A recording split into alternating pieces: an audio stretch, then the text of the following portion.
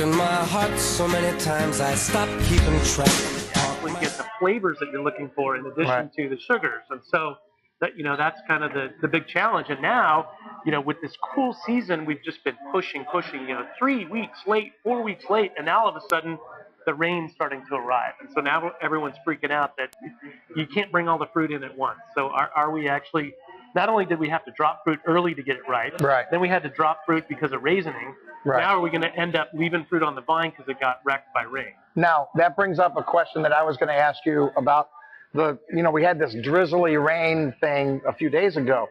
Does that force you to go out into the vineyard and do anything different? Are you trying to, I remember years ago when I first started in the business, I was with Pine Ridge in Napa, and we got this freak rain in the middle of the growing season, and I saw them out there with leaf blowers, man, and they were blowing the leaf. I'm going, what are you guys doing? They're going, man, they had the fans going in the vineyard that are normally there for frost control.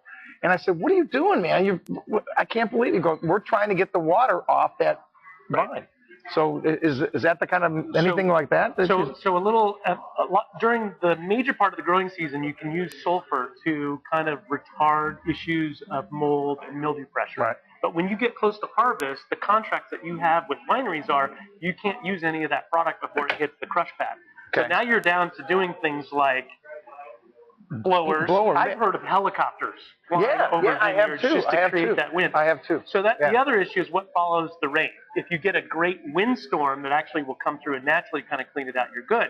But if it's really still and there's no wind after that, or it just is drizzly for day after day, or maybe muggy, which is not muggy here. You deal with humidity, something fierce, right? And we don't understand that. I mean, I'm from the East Coast, so I get it. But I've been out here so long, I've buried it in the back of my head, and I don't really understand it. But I can tell when it's here, and I go, whoa, that's humidity. Even though it's not what you experience at 100%, we see it at 60, and we're like freaking out. But that hurts too. And the double whammy is now if you've got soils that love to uptake the water into the vine, now all it does is dilute the sugar right back down on the grape.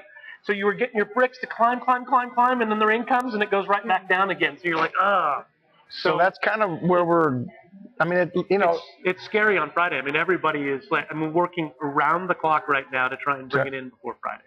And then that's a risk too, isn't it? I mean, because maybe you're bringing it in a little earlier than you really wanted to. Right. It reminds me of '98 was a year that comes to mind, and it was interesting because it changed a lot of the perception of that wine. Because as you guys know, in the '98 vintage. A lot of growers picked early, but some of them waited, and the ones that waited came out with some pretty darn nice wine. It really aged fantastic, but the vintage got slammed. I mean, all the experts on the planet, as you guys know, they all poo-pooed that off, but you taste '98 wines. There's some darn nice '98. I know, because that's actually the year I started drinking wine, was around 1999. When the '98s were coming out, and I didn't know any better, and I was buying them thinking they were great, and then people were saying stuff, and I'm like, but the stuff I tried wasn't tasting like that, or what do you mean? so yeah, I mean, and you still hear people going back to that year and talking about it like it was really bad, and that's too bad, because I've tried some really nice things from that year. Yeah, and also, in that same idea, and this is good information for my guests that have some wine cellars. I've tasted a lot of 96, 97, 98, 99 wines, and the '97 vintage was the one for the whole world to stop rotating. It was going to end all, bad things. The wines are all perfect. But I'll tell you what, my experience is some of those '97s, I think the fruit is falling off of them, and they're not holding up. And the '98s are looking a whole lot better. And the '99 was a great vintage, and I'm seeing those that I don't like. So it's not always.